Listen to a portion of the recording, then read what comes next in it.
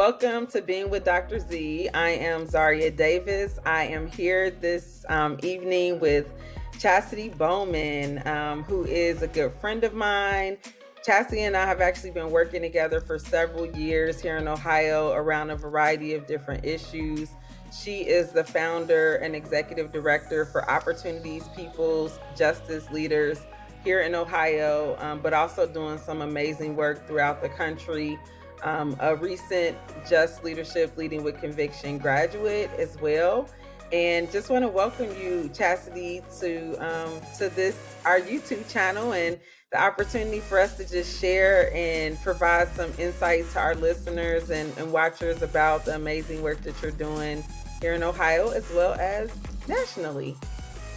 Awesome. Thank you so much, Dr. Z, for allowing me this opportunity to come on here and be vocal, because that is what I love to do. And I am so grateful for the relationship that we have established from the beginning. Like, you were like, come on, let's do this. This is your lane and I'm going to put you in it and drive. So I really appreciate you for acknowledging that in me when I didn't even see it in myself, and pushing me towards where I am. Like, I attribute a lot of my success because of you. I appreciate that. Great. It's just about bringing out that in us, right? Like, a lot of us have these amazing leadership skills, and it's just about opening a door, providing that access. And so I think that is one of the things that we both are suited to do in a variety of capacities in this work, as far as building our base and leaders within our community as well as nationally. So I would love for you to just share a little bit more about yourself that you would like our audience to know about you, and just, anything that you think is important for people to know. Awesome. So I want to first say that I am not a born and raised Cincinnatian. I migrated here from a small town in West Virginia. So I'm kind of like a Westford Kentuckian. So, and I say that because, like, I was born in Kentucky, and we say we spit over the river because it's really like that close. And we were living in West Virginia. So I'm a Westford Kentuckian, okay? So I have the best of both worlds, but it's still Appalachia, and I am very grateful for my roots and where I come from. I come from 7 generations of coal miners. My mom was a laborer in the 80s, building bridges with men in a time that, one, they said women shouldn't be doing this kind of work, and especially a Black woman. So I guess I was birthed to do this. Picket lines, and growing up in union halls, going from union meeting to union meeting with my mom was excruciating as a kid, but now it has added so much value to what I do, and so much grit to what I do. So I'm very proud of where I come from. I am a mom of 4 amazing children from the ages of 23, 18, 17, and 15. Whew, that was a lot to say in itself. Yes, so I'm a mother, and I'm a wife of someone who is currently incarcerated, which propelled me to this space. I never really experienced incarceration, not to say that I was never affected by it, but I was never affected by it in this way. And so I aggravated Dr. Z, like, I want to quit my job. I want to do this full time. Find me a job. I want to do this full time. Because she dragged me all the way to Washington, D.C. to lobby for restoring Pell Grants back into our prisons. And I was so amazed that there is a world for people who are incarcerated, previously incarcerated. There is a world, there is a community for this population of people. And I'd never experienced it before. It was just like, wow, I want to be a part of this. So here I am. We met, 5 years ago, Z? It's been a while. It's probably been 4, because I've been home. February, I'll be home 5 years. So it's probably been about 4 years going on. 4 years. Yeah. So yeah, we've been on this journey together. I know, it's like the time is just going by, and it it felt like we went on overdrive the last 2 years with COVID and the work. Like people, for so many people, the work slowed down, but for us, it really was the opposite, right? Like it completely picked up. And I'll just go right into it because that is like that was like a huge, I think, catalyst like within your organization and the birthing of it. Would love to hear just more about that. Like, I know you were already starting in the advocacy space, but it felt like, like you had just gotten started and then COVID happened and then it was just like, now what, as far as inside. So we'd just love to learn about like your organization, how it got started, and then like how COVID has also impacted the work that you all are doing. Yeah, you're so right. It was like COVID came in. I just started doing this. Like I had no clue what organizing was, being an organizer, working in the space. I just knew that I witnessed things that were wrong in the prison just by visitation with my husband or just by being on the phone with him. I just knew things weren't right.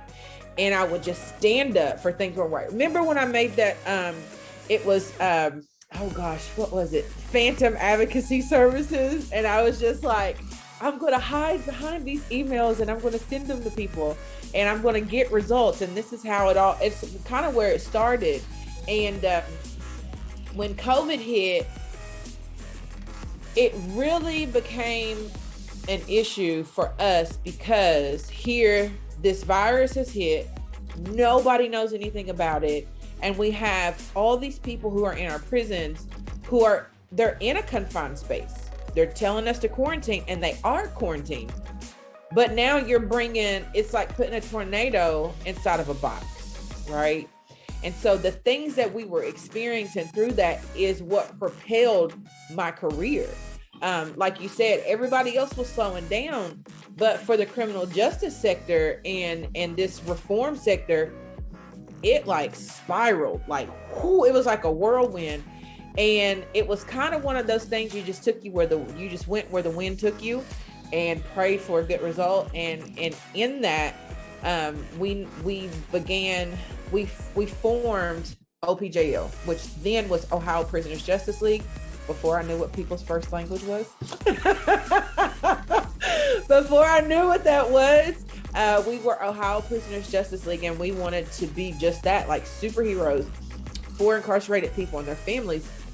And the way we began was, it was just myself and two other women, and they had somebody that was incarcerated, and we needed to do something about COVID because nobody else would. And we never anticipated that it would grow to this. We never anticipated that, okay, so COVID happened, but within COVID, their civil and human rights are being violated, and they're not giving information to families, and we are that source. We'll be that number one source. And so that's how OPJL began, and we just kind of been running with that ever since. We have been arming family members with the tools to advocate for their loved ones and showing them how to do it instead of doing it for them. We're giving them the tools to show them this is what you do. This is who you need to call. These are the questions that you need to ask. And from that, we've developed a lot of power, and which I didn't know what that word meant either, because I was just really doing this from my heart and because I felt like it was right. And that just led me on a good path. And so in 2020, we were pushing for, body cameras. We were like, look, we are in the height of a pandemic. George Floyd has been murdered. So is Breonna Taylor. The whole world is outside. Like, we have to seize this moment and let our voices be heard and bring the awareness while people are watching these situations. And our advocacy efforts had gotten so intense with the Ohio Department of Corrections, and to the point to where they had stopped all of our efforts. Like, every way they could have blocked us from getting any information, they did it. And so my husband and I, we were on the phone, and he was like, Chazidy, body cameras, like, we gotta have those. And I'm like, you know what, you're right. And so we acted on that. And for 2 years, we wrote letters we did Action Network letters, and we had this campaign, and they were telling us, oh, there's no money, there's no funding. So we're like, okay, let's go find the money. And then we connected with some folks an organization out in California because it had just passed within the pandemic in California. And so we're like, we'll run with that plan. And we were throwing all these ideas. We even went so far as to signing up for subscriptions to body camera companies to see how their body cameras work, and just, you know, throwing this out there whenever we were talking to the state and the Department of Corrections, like, this is what works, this is what this doesn't work. And through our suggestions, I want to say January the 13th, they released that all Ohio's prisons will have body cameras on all of their correctional officers. And so we're really proud of that. You know, we're extremely proud that that was a moment for us, because it's going to change the trajectory of how prisons and how our reform efforts are going to work. Yet we still have a lot of work to do, because we have to get the seats at the table when the decisions are being made concerning it.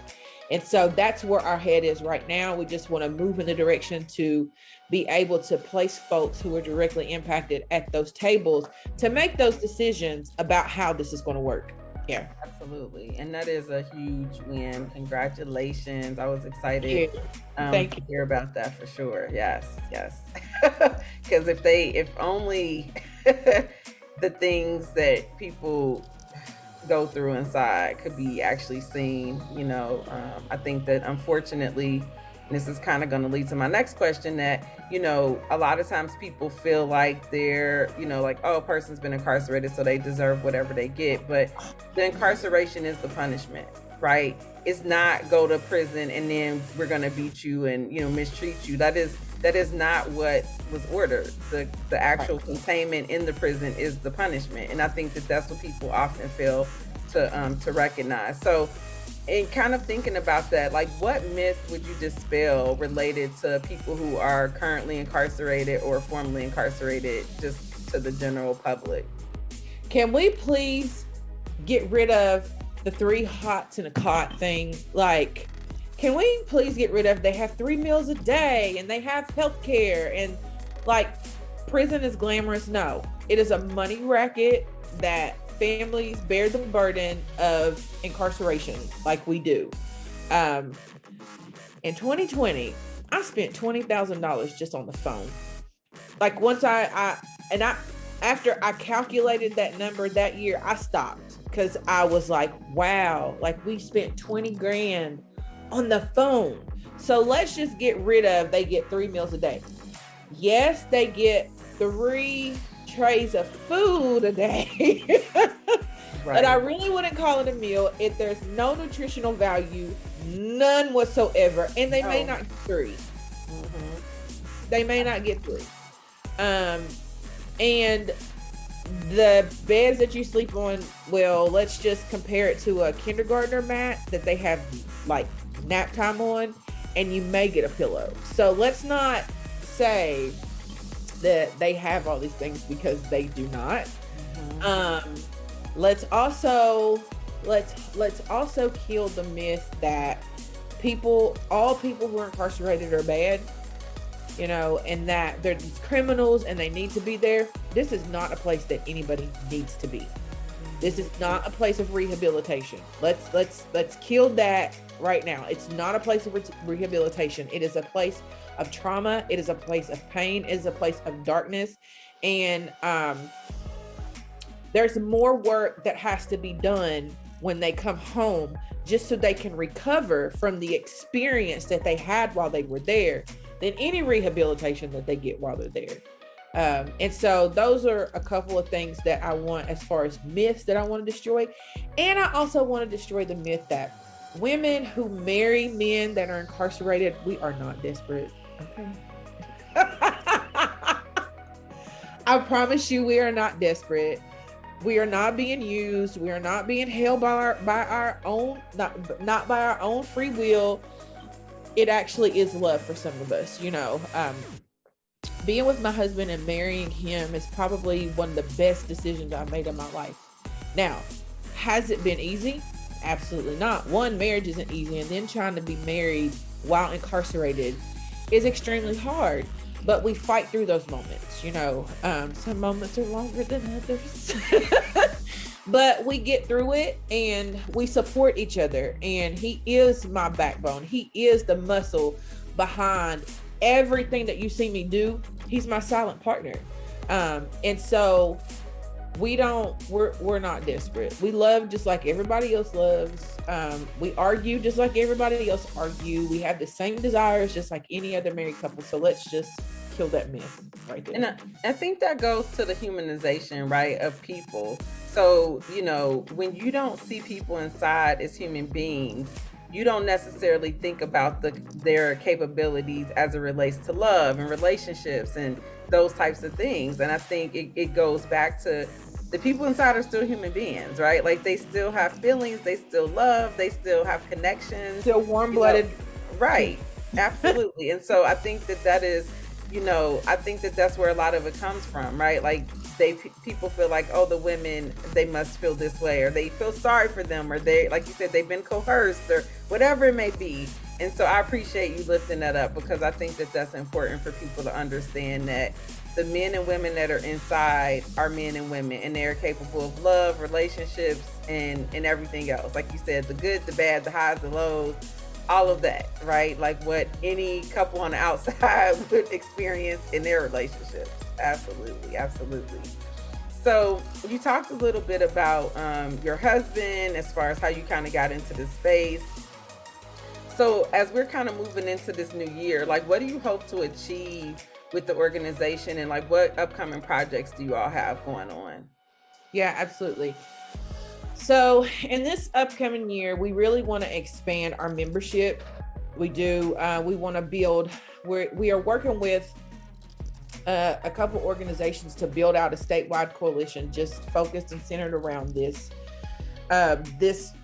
space right here, because we do have a lot of organizations in Ohio that work on reform and different types of form in criminal justice. But what we've found is they do, but then it stops when it gets to prison, or you find yourself working in spaces and then your issues aren't as important because they truly can't understand it. And so my goal was to find like-minded people who were also doing this work and felt swallowed up in the big pool.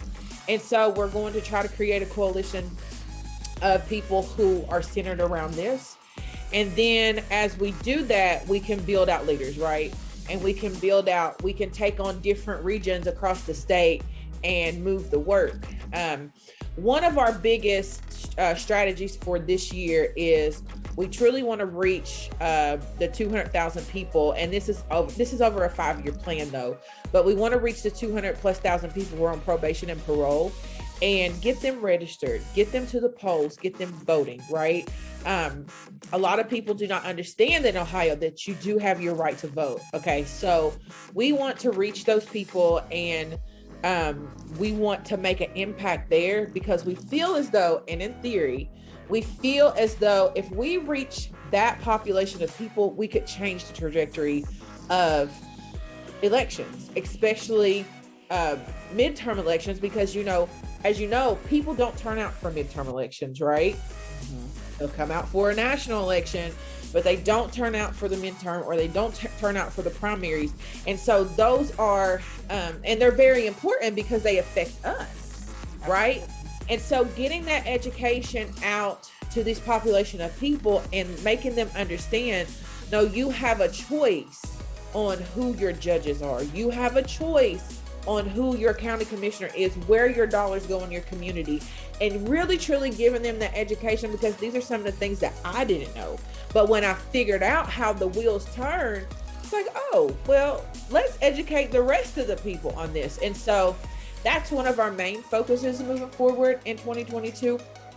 And then we also have a couple of programs that we're launching this year, and then 2 huge fundraisers that we do every year. What we've done for the last 2 years that we focused on.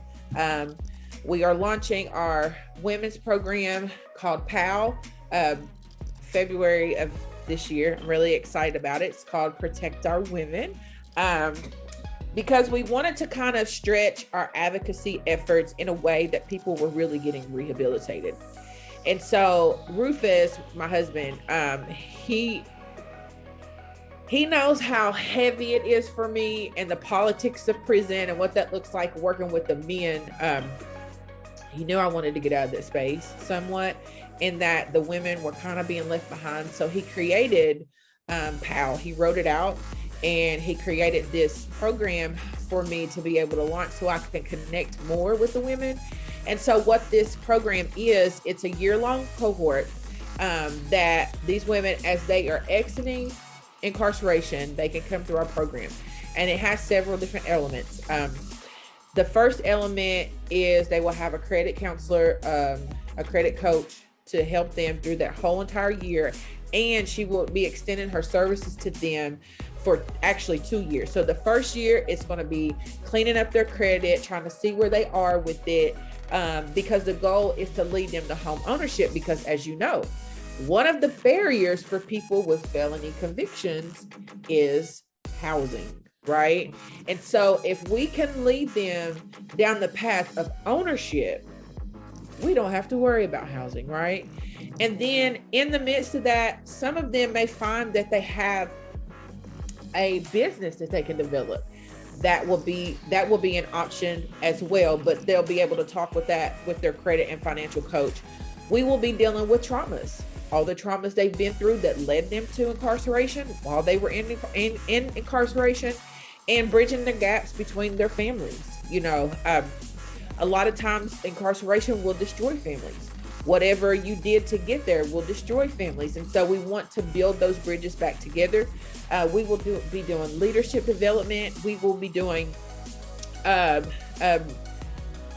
reproductive and sexual health, because a lot of women do not know how our bodies work and how it truly affects our mind and our soul and our body and our spirit. So this program is really geared to help women do a whole 360 within a year.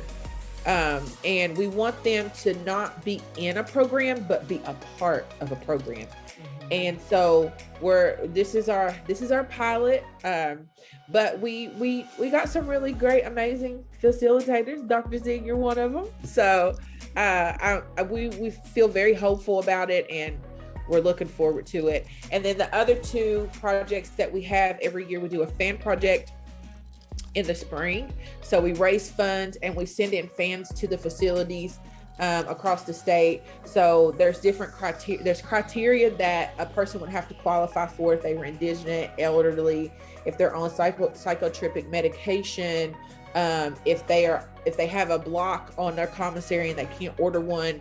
This is who the fans will go to, because the temperatures get over 109 degrees in the facilities.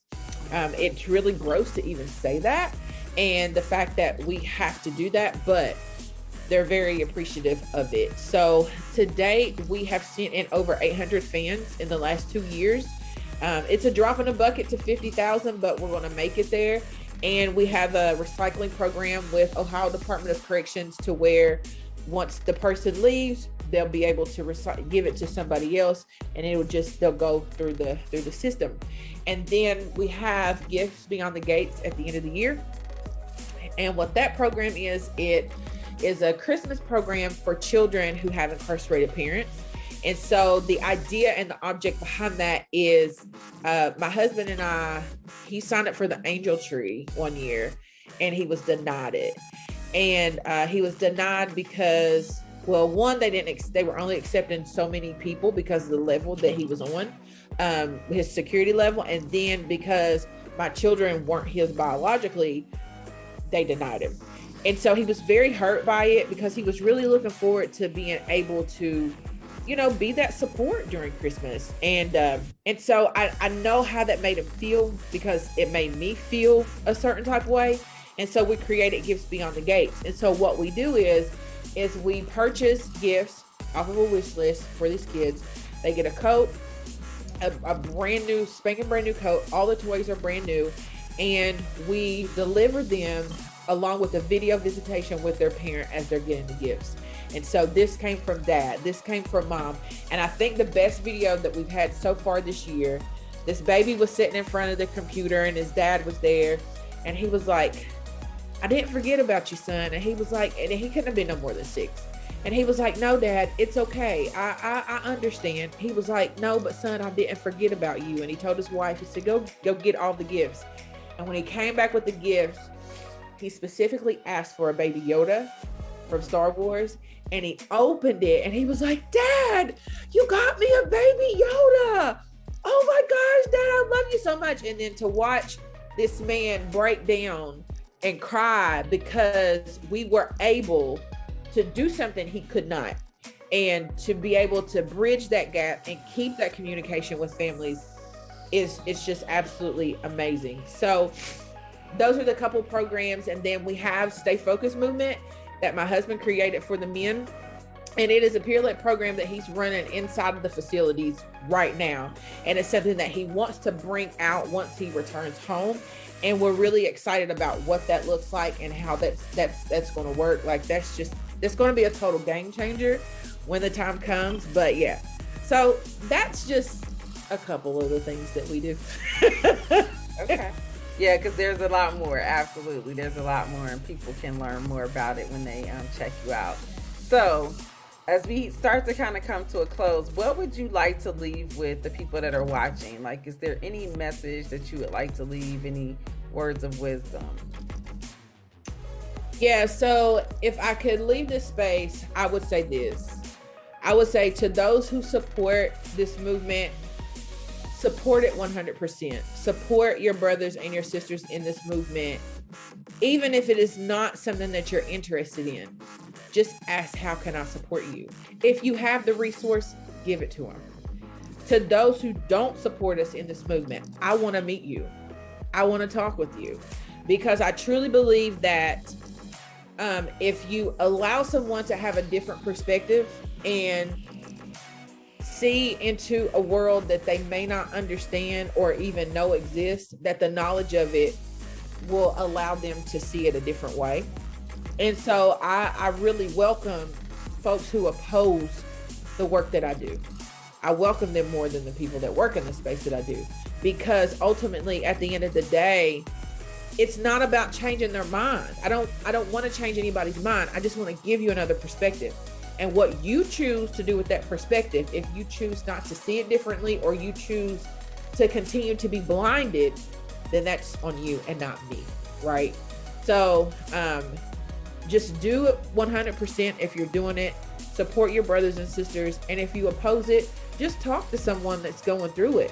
One small conversation could change how you feel or how you see things, and can give you better understanding of someone's situation. Absolutely. So how can people reach you and support the work? Yeah, absolutely. So you can find us at ohioprisonersjusticeleague.org. That's our website. If you would like to make any kind of donations, you can do it there. If you would like to volunteer for any kind of work that we do, you can just drop us a note in there. There's a form that you can fill out to let us know. We always need volunteers. There's always something that you can do, especially at the end of the year with our Christmas program. That's really, we need as many hands as we can. So, but yeah, you can reach us there on our website and just give us a holler if you want to help. Awesome. Thank you so much, Chazidy, for tuning in with me today and just taking your time to share about the amazing work that you're doing here in Ohio as well as nationally. I hope that our listeners will reach out. And as you said, for those people who may not fully understand, you are willing to sit down and talk with them, which is amazing. I always believe that people have more shared values than they realize, and it's just about really sitting down and having those conversations and being able to break bread with people and build. So I thank you so much for your time this evening, and look forward to supporting the PAL program as we launch next month. Yes, I'm really excited. Thank you for the opportunity. Awesome.